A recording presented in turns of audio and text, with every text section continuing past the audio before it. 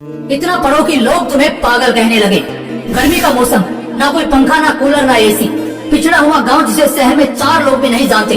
सड़क इतनी कच्ची कि 4 कदम चलना भी मुश्किल हो।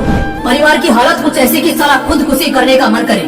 कमाने वाला एक पिता और उस छोटी सी कमाई पर पलने वाली 3 औलादे और माँ। रात ढल रही थी। पूरा गांव एकदम गर्मी से परेशान, इस करवट से उस करवट, बस करवटें बदलकर अपनी नींद पूरी कर रहा था। लाइट तो छोड़ो, एक मोमबत्ती का होना भी मुश्किल था। लेकिन तभी उसी गांव के एक झोंपड़े के मकान में एक छोटी सी लालटेन जल रही थी, जिससे कुछ 3 मीटर दूर एक जवान लड़का पसीने से भीगा हुआ अपनी किताबों को रटे जा रहा था। वो पसीने से पूरा भीग चुका था। ऐसा लग रहा था उसने पसीने से नहा लिया हो। लेकिन फिर भी उसको देखकर जरा सा भी ऐसा नहीं लग रहा था कि उसको गर्मी लग रही है या अंधेरा और पसीना उसे परेशान कर रहा है। वो बस पढ़ते जा रहा था। वो किताबों में कुछ इस कदर खोया था कि उसे बस पढ़ना ही समझ आ रहा था। उसे आँख के गोले जैसी गर्मी और पसीने से कोई फर्क नहीं पड़ रहा था। रात के 12 बजे, फिर 1, फिर 2 और अब 3 बज चुके थे। ना जाने वो लड़का कब से पढ़ने बैठा था, लेकिन अब तक पढ़ रहा था। तभी अचानक पूरे कमरे में अंधेरा छा जाता है। एकदम से गुप्त अंधेरा पूरे कमरे को अपनी चपेट में ले लेता है। दरअसल वो लालटेन अब बुझ चुकी थी। उस लड़के के मन में क्या चल रहा होगा उस वक्त, क्या आप बता सकते हो? उस वक्त उस लड़के के जुबान से जो बात निकली ना, कसम से मजा आ जाएगा। वो लड़का बोला, उफ यार, काश थोड़ा और पढ़ लेता। अब बताओ, क्या तुम में से कोई इतना पागल है पढ़ने को? उस लड़के को सब उस गांव में पागल कहते थे।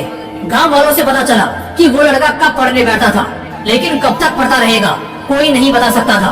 बल्कि उसको खुद भी याद नहीं रहता था कि वो कितनी देर से पढ़ रहा है। हाँ, मानता हूँ ऐसे किस्से बड़े कभी सुनने और देखने को मिलते हैं, लेकिन जब भी मिलते हैं कसम से दिल में आग लगा देते हैं। इतना पढ़ने वाला लड़का पता है आगे क्या करता है? 2012 बैच का यूपीएससी क्रैक करता है और एक बहुत ही बड़ा आदमी बनता है। जब इतनी आग और सीने में, तभी तो मजा आएगा जीने में। मैं कहता हूँ उस हालात से लड़कर, संघर्षों से भिड़कर जब एक गरीब और अनाथ लड़का बड़े सपनों को पूरा कर सकता है, तो फिर तुम क्यों नहीं? अगर दिल में आग लगी हो ना, तो एग्जाम फॉर्म के वो 500 रुपए तुम्हें नहीं रोकने वाले। उन गरीब लड़कों के पास फॉर्म भरने तक के पैसे नहीं होते हैं, लेकिन दिल में आग होती है और वही आग उन्हें ताज दिलवाती है। पढ़ाई भागने के लिए नहीं बनी, पढ़ने के लिए बनी है, पढ़ाई करने के लिए बनी है। अगर 2 साल भी खुद को दे दिए ना, जहाँ तुम्हारे लिए दिन रात, सुबह शाम, अंधेरा उजाला कुछ मायने नहीं रखेगा।